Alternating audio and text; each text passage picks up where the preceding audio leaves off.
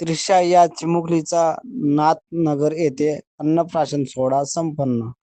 मौदा येथील नाथनगर येथील वास्तव्यास असलेले सामाजिक कार्यकर्ते बंटीभाऊ कावडे यांच्या निवासस्थानी हा चिमुकलीचा अन्नप्राशन सोहळा संपन्न झाला.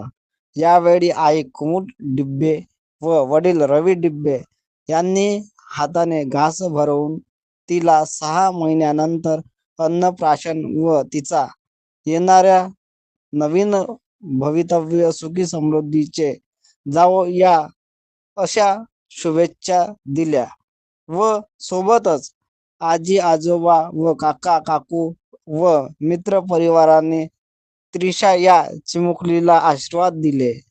यावेळी ओमप्रकाशजी कावडे, आशाताई कावडे, बंटीभाऊ कावडे, रुपालीताई कावडे, पिंटू डिब्बे, नुपराज डिब्बे, संगीताताई डिब्बे, रामू बुराडे, चक्रधर बांगरे, वनिता बांगरे आदींची या सोहळ्याला उपस्थिती होती.